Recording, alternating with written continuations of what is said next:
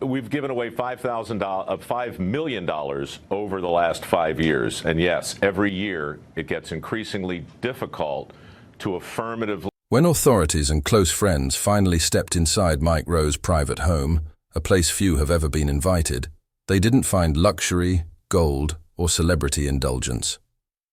What they discovered instead stunned everyone. For a man known across America as the champion of hard workers, the voice behind dirty jobs, and the advocate for dignity and honest labor, what lay behind those quiet walls revealed a side of him the world never knew existed. It wasn't cameras, trophies, or Hollywood memorabilia that filled the rooms. It wasn't fame, ego, or reminders of television success. What they found was something that made grown men pause, whisper, and feel a rush of emotion they weren't prepared for. Words like selfless, unbelievable, and this changes everything began spreading before anyone even shared the full story publicly. You think you know. Mike Rowe, the man who shook hands with America's hardest workers, who spent years climbing, digging, crawling, learning, and sweating alongside everyday heroes. But nothing, not his shows, not his speeches, not his foundation, prepares you for what was quietly happening behind his own front door. Today, we reveal what was discovered inside Mike Rowe's home, how it remained a secret for so long, and why those closest to him say this moment may change how the world sees him forever. Get ready, because sometimes the most shocking discoveries aren't scandal, they're humanity at its highest level. For years, millions believed they understood the man behind the gravel-rich voice and rolled-up sleeves. Mike Rowe, the everyman philosopher, the guy who showed up in muddy boots and shook hands with welders, plumbers, farmers, and factory crews, seemed as transparent as they come. He spoke openly about hard work, dignity, and American grit. He raised scholarships for trade workers, visited job sites across the country, and turned dirty jobs into a badge of honor. But what no one realized, not even those closest to him, was that his most meaningful project was taking place in silence, far from cameras, applause, and public praise. Hidden beneath the surface of Mike's modest home was a world few ever imagined. Behind a plain, unmarked door, down a quiet hallway, sat a workshop unlike anything you'd expect from a television personality. Not a studio for filming, not a memorabilia room, not a trophy case. It was a fully equipped training workshop, fitted with welding stations, carpentry benches, plumbing frameworks, electrical test walls, and tool racks neatly lined like instruments waiting for a symphony to begin. But the most surprising part, this wasn't a personal hobby space. This wasn't for content or brand promotion. This was for people who needed a second chance. Veterans struggling to re-enter civilian life. Young men who aged out of foster care with nowhere to go. Skilled workers who fell on hard times, lost jobs, or lost confidence. Former tradesmen recovering from injuries, trying to rebuild their lives. No cameras ever followed them inside. No social media posts bragged about their progress. This wasn't a charity gala, a donation event, or a publicity strategy. This was Mike Rowe quietly providing what so many talk about: opportunity, dignity, and a place to feel worth again. He met with them privately, trained with them, sat beside them, listened to their stories, not as Mike Rowe, television host, but as Mike, the guy who believes ordinary Americans are heroes. There were no speeches, no photo ops, no interviews, just hammers, steel, sawdust, electrical wire, and hands slowly remembering strength. The men and women who came through that door weren't fans. They were people searching for a lifeline. Some found new careers, some found self-respect again. Some simply found someone who believed they still mattered. Many who entered that workshop had been overlooked by society. The quiet casualties of layoffs, military service trauma, economic downturns, and forgotten blue-collar communities. Yet inside this hidden room, they weren't forgotten. They were seen, heard, and rebuilt, piece by piece, skill by skill, moment by moment. What makes this so powerful isn't the equipment, the planning, or even the heart behind it. It's the fact that Mike Rowe never asked for credit. In an era where giving is often broadcast louder than receiving, Mike chose silence. He knew the world celebrates charity announcements, but true service often happens out of sight. This workshop existed for one purpose: to give real people a real chance, without the weight of judgment or cameras. And the shocking part? No one knew. Not fellow celebs, not journalists, not even some of his closest collaborators, because for Mike this wasn't a story, it was a duty. But how did this secret stay hidden so long? And who finally revealed it? The answers would lead to a discovery even more emotional than the workshop itself. One that would make the world see Mike Rowe in a way they never expected. It began like any other quiet morning at Mike Rowe's home, a modest, comfortable space tucked away far from the noise of Hollywood. Mike had always valued privacy. After all, the man who spent years diving into the muck of American labor knew the true luxury in life wasn't fame or money. It was peace. A cup of strong coffee, a quiet view, and a moment to breathe. But peace has a way of being temporary, especially when fate decides otherwise. Just before dawn, a convoy of black vehicles rolled slowly up the road. At first glance, it looked like political security or maybe a federal visit. But then came the vans, large, unmarked, and followed by trucks carrying equipment that looked like something out of a crime documentary. Neighbors peeked through curtains, confused. Some recorded on their phones, whispering in disbelief. This wasn't the kind of neighborhood where headlines are made, yet something very serious was happening. Mike was inside when it happened. The knock, loud, urgent, unapologetic, shattered the quiet morning. His dogs barked wildly, startled. Mike froze for a second, instinct kicking in before fear had time to settle. He walked to the door, knowing this wasn't a friendly visit. When he opened it, his world shifted. Federal authorities, fully geared team, and behind them, crates, sealed, tagged, and guarded like priceless evidence. What did they know? What were they expecting to find here?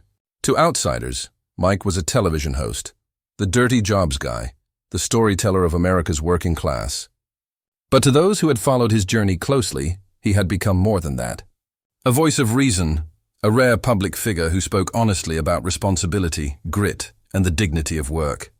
That kind of voice doesn't always make powerful people comfortable. And in today's world, discomfort breeds suspicion. The officials moved past him without hesitation. They weren't searching, they were recovering something.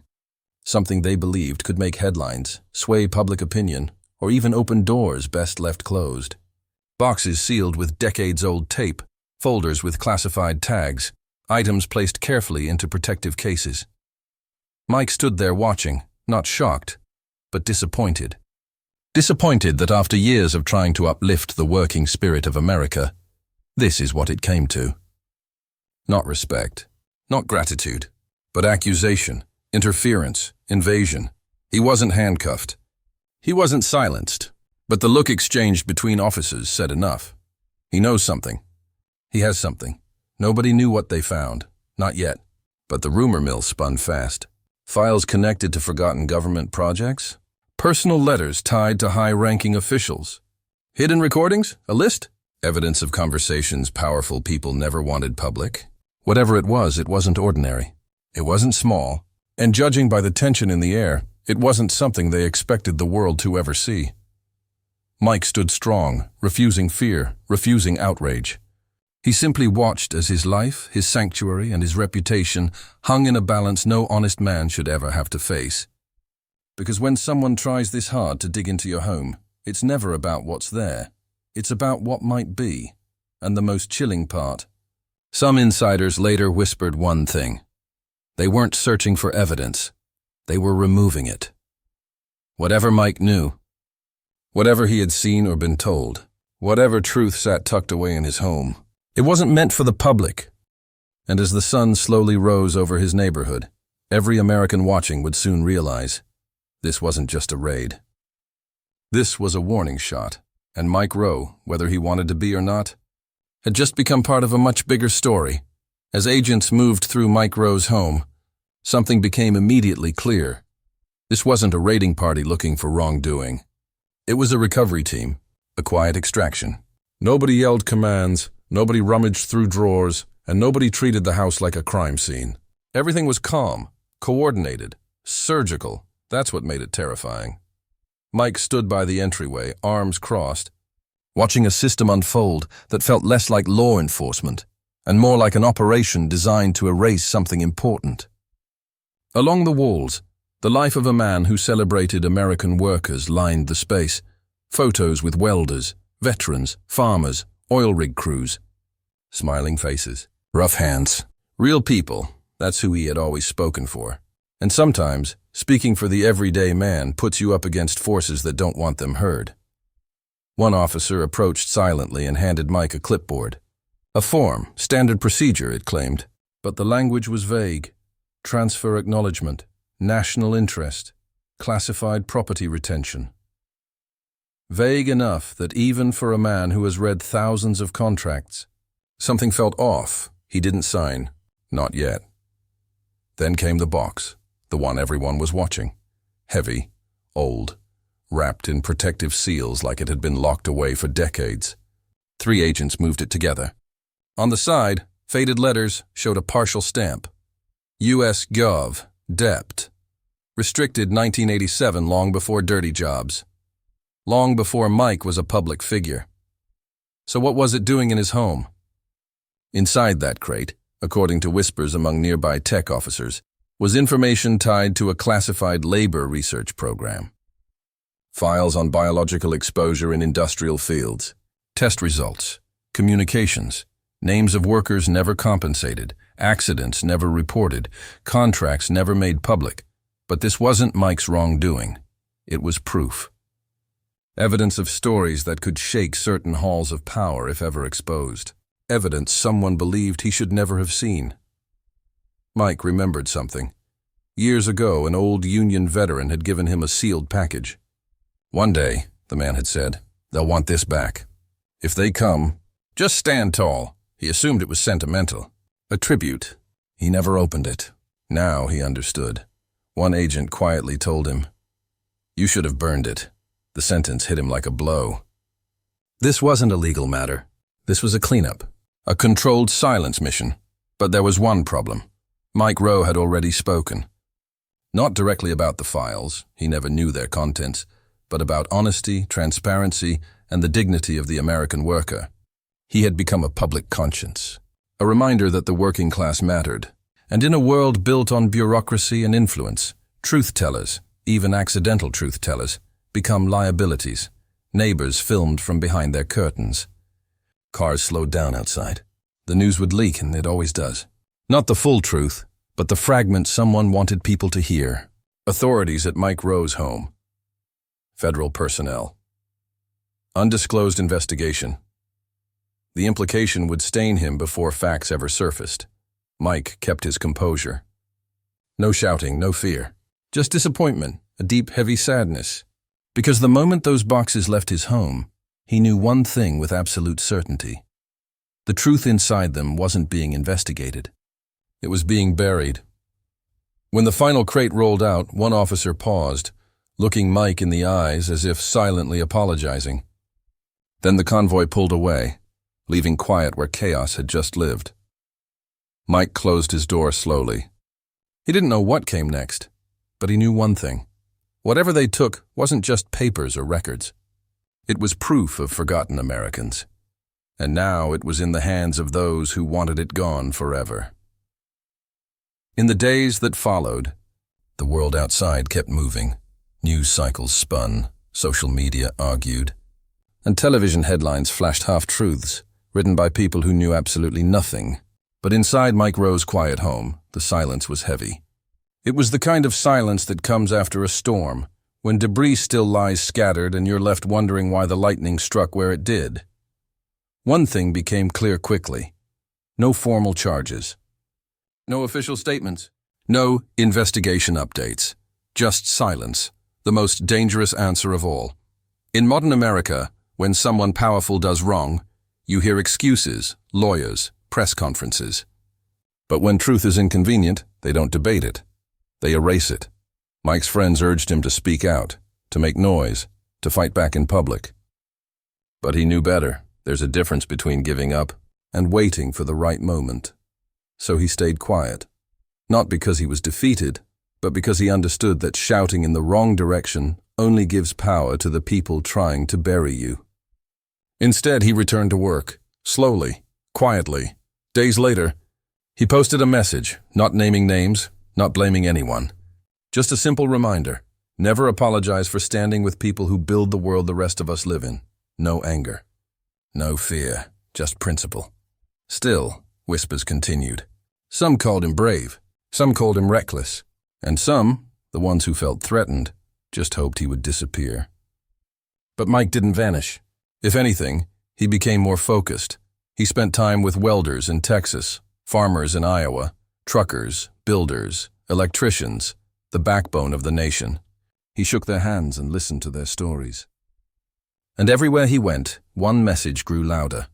You can take boxes from a man's home, but you can't take truth from a nation's heart. Because the people Mike Rowe stood beside weren't in boardrooms or politics. They were in garages, fields, factories, and dusty job sites. They didn't watch power. They built it, and they remembered who stood with them. As for the government crates, they will sit in a warehouse, sealed, classified, forgotten by those who fear daylight. But truth has a strange habit of breathing even in the dark. Eventually, someone else will open a door. Someone else will speak. History shows the truth is patient, more patient than those who try to bury it. Mike didn't chase headlines. He didn't cry conspiracy. He did the hardest thing a man can do when the world tries to silence him. He stood firm and kept doing what was right. And long after this moment fades from gossip and rumor, the legacy will remain. Not of secrecy or scandal, but of a man who chose integrity over fear, and who refused to abandon the workers America too often forgets. Because sometimes, the greatest fight isn't won by shouting. Sometimes it's won by stillness, courage, and a belief that no force, not wealth, not government, not power, can outlast the dignity of honest work. In the end, Mike Rowe didn't lose anything. Those who tried to silence him lost something far greater, their illusion of control. And somewhere, quietly, a movement grew stronger, because ordinary people saw a man stand alone, and they remembered, if they come for truth, then truth must be worth protecting.